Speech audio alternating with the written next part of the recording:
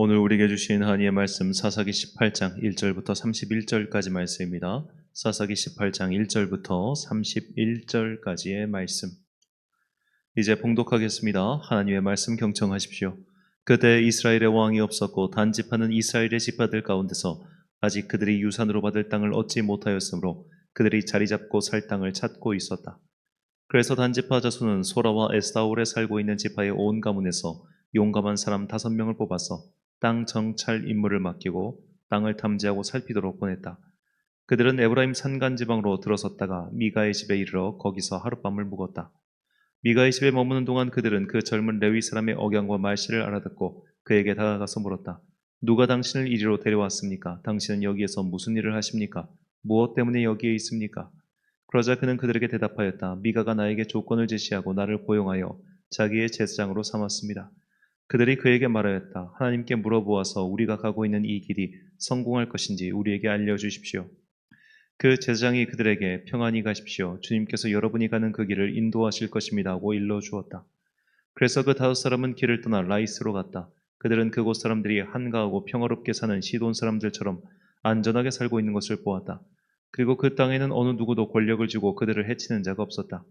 그들은 시돈 사람들과도 멀리 떨어져 있어서 어느 누구와도 접촉이 없었다. 5사람이 소라와 에스타올로 돌아와 그들의 백성에게 이르렀다. 그들이 그 5사람에게 정찰한 내용을 물으니 그들이 이렇게 대답하였다. 어서 가서 그들을 치도록 합시다. 우리가 본 그 땅은 정말 좋은 땅입니다. 우리가 이렇게 가만히 있을 때가 아닙니다. 망설이지 말고 빨리 쳐들어가서 그 땅을 차지합시다.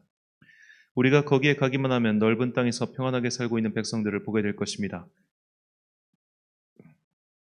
하나님이 그 땅을 우리의 손에 넘겨주셨습니다. 무엇 하나 부러울 것이 없고 부족한 것이 없는 곳입니다. 단지파 가족들 가운데서 600명이 무기를 들고 소라와 에스타올에서 길을 떠났다. 그들은 유다 땅에 있는 기럇 여아림까지 가서 진을 쳤다.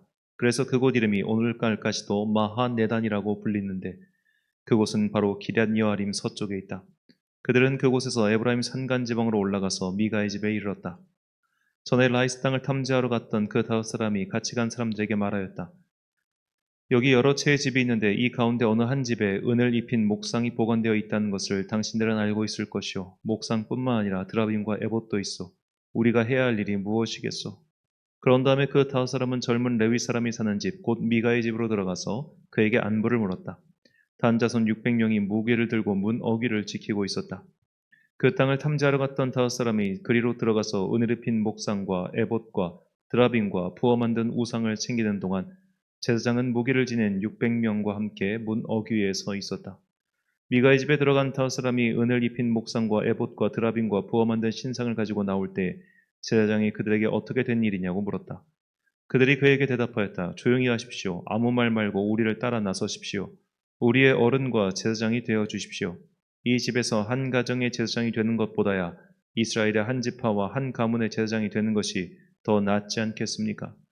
제사장은 그 제안이 마음에 들어 에봇과 드라빔과 은을 입힌 목상을 받아들고 그 무리들 가운데로 들어갔다. 그들은 발길을 돌려 길을 떠났다. 어린아이들과 가축과 감나가는 소유물을 앞세웠다. 그들이 미가의 집에서 떠나 멀리 갔을 때에 미가와 이웃집 사람들이 함께 모여서 단지파 자손을 뒤쫓아왔다. 그들이 부르는 소리를 듣고 단지파 자손이 돌아서서 미가에게 물었다. 무슨 일이 있기에 이렇게들 모여서 오시오? 미가가 말하였다. 뭐요? 내가 만든 신상과 제사장을 빼앗아가면서 무슨 일이 있느냐고? 그의 말이나 되는 소리요. 나에게 남은 것이 무엇이요? 그러자 단지파 자손이 그에게 말하였다. 더 이상 아무 말도 하지 말고 가만히 있는 게 좋을 거요. 이 사람들이 성이 나서 당신들을 치고 당신과 당신의 가족의 생명을 빼앗을까 염려되어.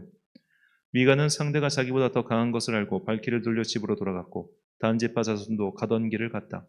단지파 자손은 미가가 만든 신상과 함께 그에게 딸린 제사장을 데리고 한가하고 평화롭게 사는 라이스 백성에게 가서 그들을 칼로 쳐서 죽이고 그들의 성을 불살라 버렸다. 그런데도 라이스를 구하여 주는 자가 아무도 없었던 것은 그 성읍이 베드르홉 부근의 골짜기에 있어서 시돈에서 멀리 떨어져 있고 또 어느 누구와도 접촉이 없었기 때문이다. 단지파 자손은 허물어진 성을 다시 쌓고 그곳에서 살았다. 그들은 이스라엘에게서 태어난 그들의 조상 단의 이름을 따라 그 성을 단이라고 불렀다. 그 성의 본래 이름은 라이스이다. 단지파 자손은 자기들이 섬길 신상을 세웠다. 그리고 모세의 손자이며 게르손의 아들인 요나단과 그의 자손이 단지파의 제장이 되어 그 땅 사람들이 포로로 잡혀갈 때까지 그 일을 맡았다. 그들은 하나님의 집이 실로에 있는 동안 내내 미가가 만든 우상을 그대로 두고 섬겼다. 아멘. 하나님께 부지런한 자, 하나님께 게으른 자란 제목으로 하나님의 말씀 선포하겠습니다. 지금 우리가 읽고 있는 사사기는 총 21장의 분량으로 된 책입니다. 그중 사사들에 대한 내용이 사실상 2장부터 16장까지고 나머지 17장부터 21장까지는 그 사사들이 다스리던 시기, 그대의 시대 상황을 설명하는 일종의 별책 부록 같은 내용이죠. 이 사사들이 이 연대기 순으로, 그러니까 뭐 1대 사사, 2대 사사 이런 식으로 연대기 순으로 사건이 나와 있다 보니까 우리는 이 사사기 지금 17장과 18장 이 미가의 내용 역시 삼손이 죽은 이후에 벌어진 일로 생각하기 쉽습니다. 하지만 이 미가의 집에서 일어난 일, 그리고 이 사건은 그 이스라엘이 가나안 땅을 정복하고 사사들이 다스릴 때쯤 매우 이른 시기에 일어났던 일입니다. 그 증거가 본문 1절에 나옵니다. 그때 이스라엘의 왕이 없었고 단지파는 그때 거주할 기업의 땅을 구하는 중이었으니 이는 그들이 이스라엘 지파 중에서 그때까지 기업을 분배받지 못하였습니다. 자, 분명히 여호수아는 땅을 다 분배를 해줬습니다. 그런데 갑자기 왜 분배받지 못했다, 그런 말이 나올까요? 그 이유는 여호수아 19장에 잠시 설명이 나와 있습니다. 여호수아 19장 47절 말씀. 그런데 단 자손의 경계는 더욱 확장되었으니 이는 단 자손이 올라가서 레셈과 싸워 그것을 점령하여 칼날로 치고 그것을 차지하여 거기 거주하였습니다. 그들의 조상 단의 이름을 따라서 레셈을 단이라 하였더라. 자, 이스라엘 12지파가 할당받은 땅을 보면 이 에브라임 지파 밑에 단 지파의 영토가 있습니다. 그런데 에브라임이 받은 땅에 비해서 굉장히 좀 작아 보이죠?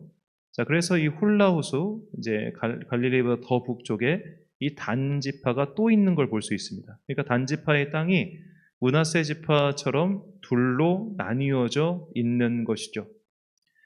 자, 어째서 이렇게 단 지파의 땅은 에브라임 지파 밑에 있는 이 소라와 에스타올을 중심으로 한 18개 성읍, 여기에서 그치지 않고 북쪽까지 그 영역이 확대되었을까요? 이것은 민수기 26장에 있는 두 번째 인구조사를 통해서 그 힌트를 발견할 수 있습니다. 민수기 26장 두 번째 인구조사를 보면 12지파 중에 숫자가 가장 많은 지파는 유다 지파로 76,500명입니다. 그리고 두 번째로 많은 지파가 바로 오늘 본문에 나오는 단 지파입니다. 64,400명이죠. 그런데 우리가 아까 봤다시피 이 에브라임 지파가 받은 땅보다 단 지파가 받은 땅이 면적이 작아요. 그러다 보니 이 6만 명 이상 되는 성인 남자만 6만 명이니까 실제로는 한 20만 명 되지 않았겠습니까? 그 정도의 인원이 그 작은 땅에 다 살 수가 없었던 겁니다. 그렇기 때문에 담지파에게는 추가로 점령할 땅이 필요했어요. 그리고 우리가 여호수아를 읽을 때도 알다시피 여호수아는 그 땅을 다 점령해서 싹 다 나눠주고 이렇게 전쟁이 끝났다, 이게 아니라 일부 점령이 안 된 곳들, 그리고 숫자는 많은데 받은 영토가 작은 데들, 그런 데들은 너희가 더 확장을 해라 라고 해서 일종의 숙제를 내어준 셈입니다. 그러니까 단지파는 지금 아직 여호수아가 남긴 숙제를 해결해야 되는 때였어요. 그러니까 이때가 여호수아가 죽은 이후에 굉장히 얼마 되지 않은 시기였다는 것을 알 수 있습니다. 자, 여호수아가 우리가 이제 사사기 1장에서 봤지만 여호수아가 죽고 난 이후에 그 다음 세대, 여호와께서 하신 일을 모르는 세대가 등장하죠. 이 다른 세대가 어떻게 보면 행한 이야기가 결국 사사기 전체의 이야기라고 볼 수 있겠어요. 그런데 아까 말씀드렸다시피 굉장히 이른 시기임에도 불구하고 이 단지파를 비롯한 이스라엘 지파 전체는 하나님을 금세 잊어버린 채 이렇게 무도한 폭거를 저지르고 있었습니다. 단지파에서 추가로 영토를 확보하기 위해서 5명의 정탐꾼을 보냈습니다. 그들이 발견한 땅은 라이스였죠. 그들이 라이스, 이 북쪽에 있는 라이스 땅을 빼앗기로 한 것은 한마디로 그 땅이 매우 만만했기 때문입니다. 27절부터 29절까지 말씀. 단 자손이 미가가 만든 것과 그 제사장을 취하여 라이스에 이르러 한 가구 걱정 없이 사는 백성을 만나 칼날로 그들을 칭하여 그 성읍을 불사르되 그들을 구원할 자가 없었으니 그 성읍이 베드르홉 가까운 골짜기에 있어서 시돈과 거리가 멀고 상종하는 사람도 없었음이었더라. 단 자손이 성읍을 세우고 거기 거주하면서 이스라엘에게서 태어난 그들의 조상 단의 이름을 따라 그 성읍을 단이라 하니라. 그 성읍의 본 이름은 라이스였더라. 자, 이렇게 해서 이스라엘 최북단 도시 단이 생겨났습니다. 자, 우리가 성경을 보면 이스라엘 영토를 설명하면서 단에서부터 부엘세바까지 이런 표현이 종종 나오죠. 이 단이 오늘 본문에 나오는 라이스 땅이고 부엘세바는 유다 지파 가장 하단에 있는 땅입니다. 우리나라로 치면 백두에서 한라까지라고 하는 일종의 관용어적 표현인 것이죠. 자, 우리가 주목할 것은 이 정복 전쟁을 벌였던 시기와 함께 이들이 에브라임 산지에 사는 미가의 집에서 레위인과 그리고 에봇 신상 등을 탈취해서 그것을 단에다가 갖다 두고 따로 예배를 드린 것입니다. 본문 30절과 31절 말씀. 단 자손이 자기들을 위하여 새긴 그 신상을 세웠고 모세의 손자요 게르솜의 아들인 요나단과 그의 자손은 단 지파의 제사장이 되어 그 땅 백성이 사로잡힌 날까지 이르렀더라. 하나님의 집이 실로에 있을 동안에 미가가 만든 바 새긴 신상이 단 자손에게 있었더라. 자, 하나님께서 분명히 제사장의 직분은 아론의 후손에게만이라고 한정 지으셨어요.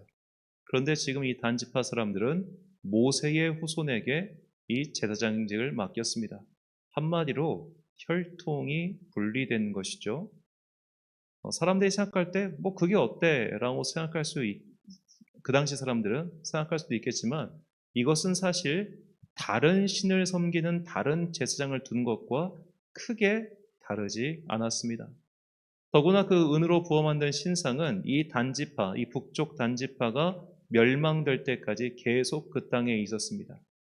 자, 그들은 어째서 실로에 분명히 하나님의 성막이 있음에도 불구하고 계속해서 자기들의 별도의 공간에서 별도의 예배를 드리며 다른 제사장을 세웠을까요? 여러 가지 이유를 우리가 추정할 수 있겠지만 제가 생각하는 그들이 따로 이렇게 행동한 이유 중 하나는 바로 그 거리 때문이라고 생각합니다.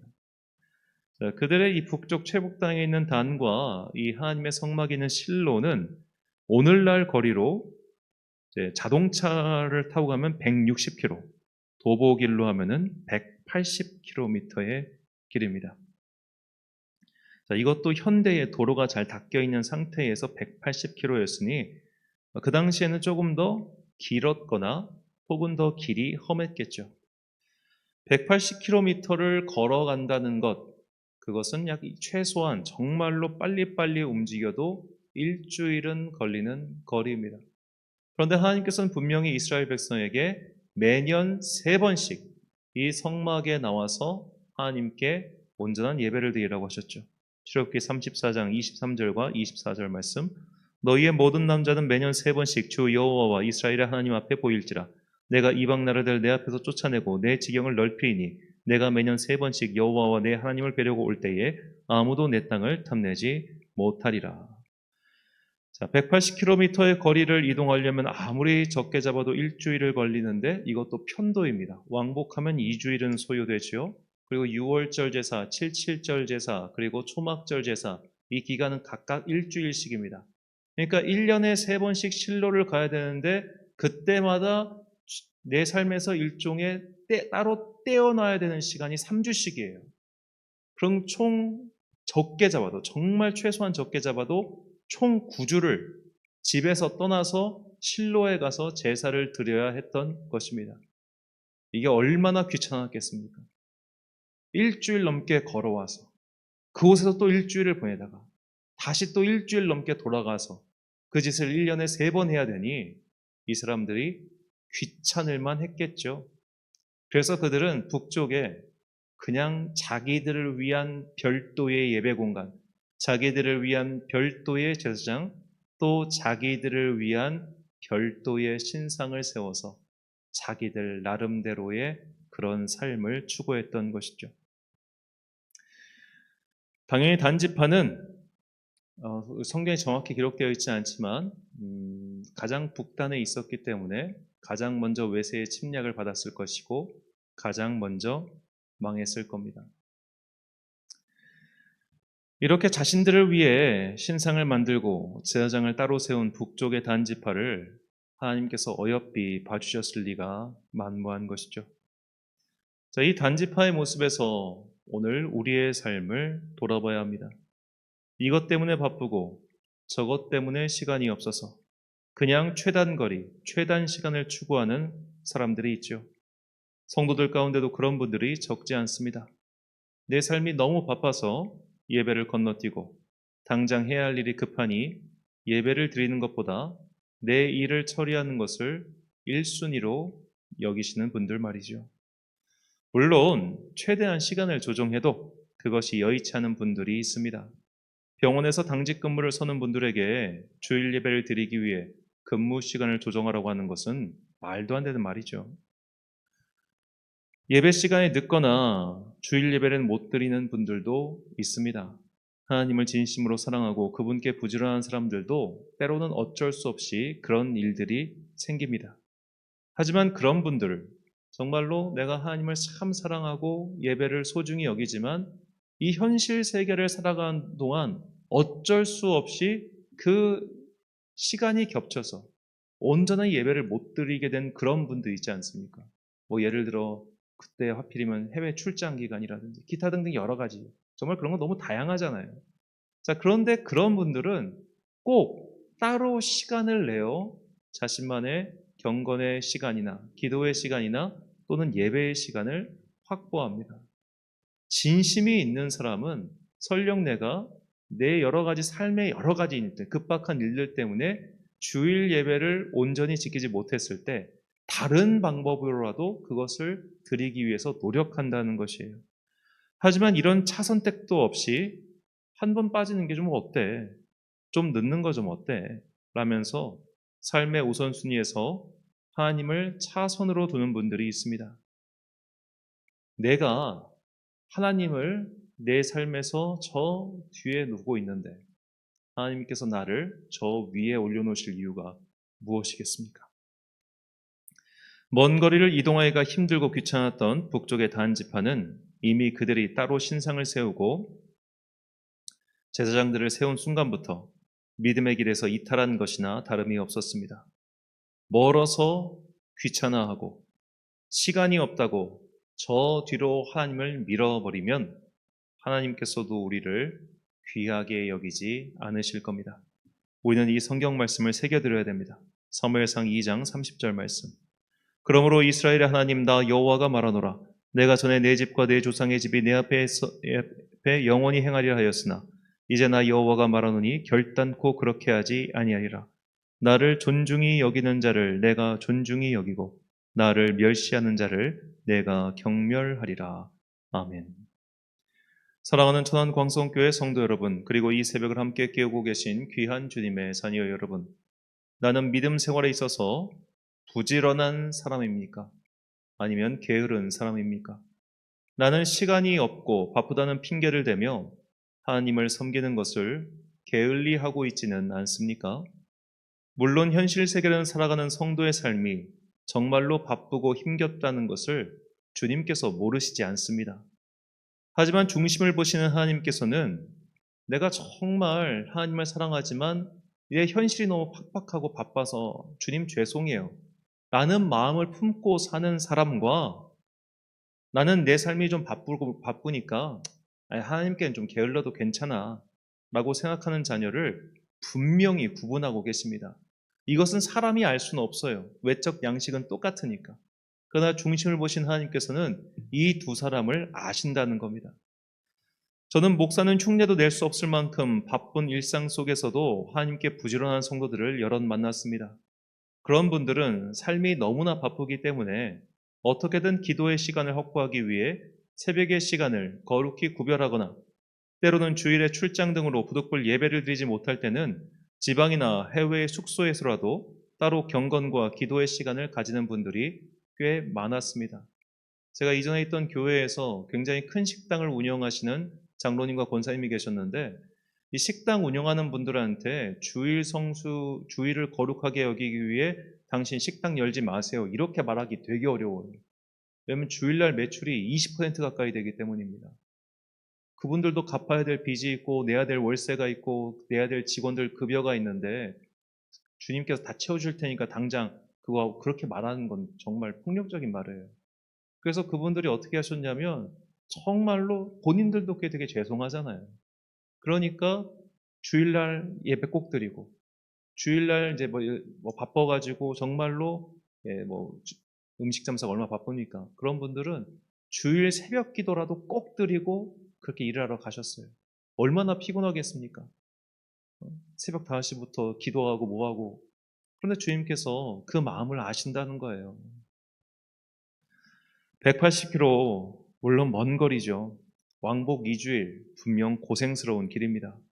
하지만 내가 마음만 있다면 어떻게든 할 수 있는 것 아니겠습니까? 북쪽 단지파 사람들은 거리 때문도 아니었고 시간 때문도 아니었습니다.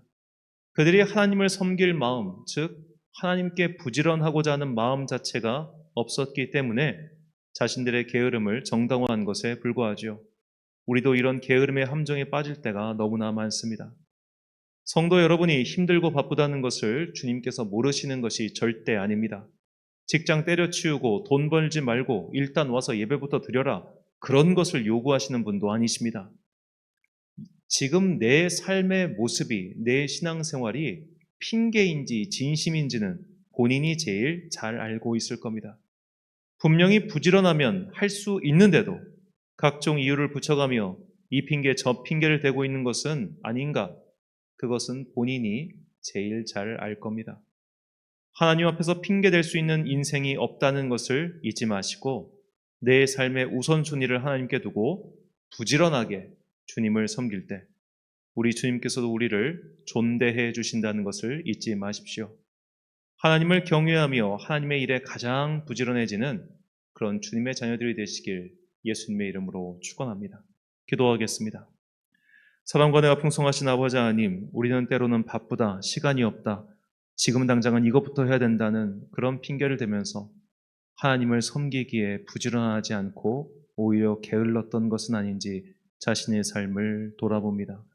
내가 조금 더 빨리 일어나서 내가 조금 더 서두르면 분명히 조금은 고생스럽지만 주님을 섬기는 일에도 게으르지 않고 또 나의 삶의 과업에도 게으르지 않을 텐데 우리는 내 삶의 과업이 너무 크고 또 내 삶의 과업이 너무 귀해서 그것만 신경 쓰느라 정작 하나님께는 최선을 다하지 않고 살아왔던 것은 아닌지 이 새벽 시간 우리의 삶을 돌아봅니다. 우리의 마음속에 분명히 할 수 있음에도 자꾸만 게을러지면서 그동안 핑계대고 물러섰던 신앙생활의 모습이 있다면 이 시간 우리 마음속에 주님을 사랑하는 마음과 주님께 부지런해지고자 하는 처음의 열정을 회복시켜 주옵소서. 2023년 이렇게 절반이 지나고 오늘은 24절기 중 더위를 알리는 소서입니다. 이 무더워지는 더위가 우리를 더욱더 게을러지게 만들기 딱 좋으니 주님 이 시간 우리를 다시 한번 깨우치사 주님께 부지런하게 하시고 내가 받은 삶의 소명에 대해서도 최선을 다하여 달려가는 주의 자녀 되게 하여 주옵소서. 한 주간의 업무를 마치는 금요일입니다. 열심히 살아가고 있는 당신의 자녀들에게 복과 은혜 내려주시고 자신의 삶의 소명을 다하기 위해 오늘도 힘차게 나아가는 그들의 발걸음 위에 주님의 은혜를 부어 주옵소서. 오늘도 저녁에 함께 모여 기도할 때 성령의 뜨거운 은혜가 우리 가운데 임하기를 간절히 소망하며 이 모든 말씀 우리 구주 예수 그리스도의 이름으로 기도드립니다. 아멘. 오늘의 기도 제목입니다. 요즘 나의 믿음 생활은 어떻습니까? 주님께서는 내 상황과 존중심을 아십니다. 정말 바쁘고 힘겨운 성도님들은 은혜를 구하시고 혹시라도 영적 게으름을 핑계로 대고 있었다면 내 안에 하나님을 향한 정직함과 부지런함을 회복시켜달라고 기도하십시오.